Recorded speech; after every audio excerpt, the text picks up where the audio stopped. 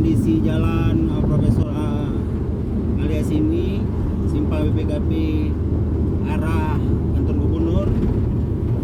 Sejumlah pohon di pinggir jalan sudah bisa bernafas lega, menghirup udara segar karena jelang minggu tenang pemilu 2024. Sejumlah APK yang dipasang, yang ditusuk di pohon sudah dicabut oleh petugas Satpol PP Kota Banda Aceh.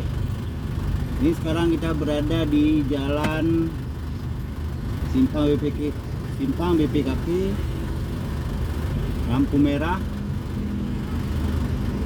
Ini sejumlah mobil sedang menunggu lampu-lampu lalu lintas.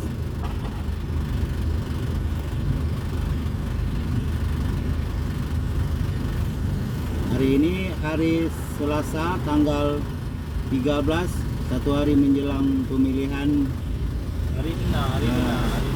Satu hari menjelang hari tenang pemilihan pemilu presiden, legislatif, DPD.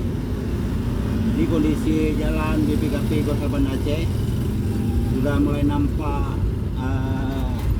rapi, nyaman bagi pengendara, tidak ada APK caleg yang sebelumnya bertebaran di semua sisi badan jalan.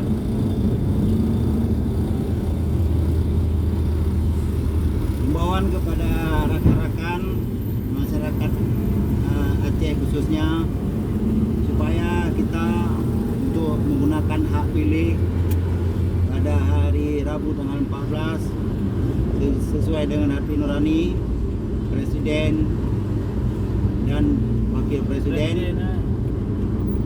Gunakan hak pilih Anda untuk calon legislatif, Dewan Perwakilan Daerah DPD.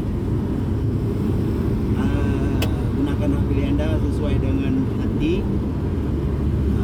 Himbauan kepada masyarakat sebelum memilih, periksa dulu surat suara, jangan ada yang rusak, karena suara kita itu sangat berarti, sangat berguna untuk 5 tahun mendatang. Sekian, saya Sabri Yusuf, kreator Barak Banda Aceh. Selasa tinggal 13 2024.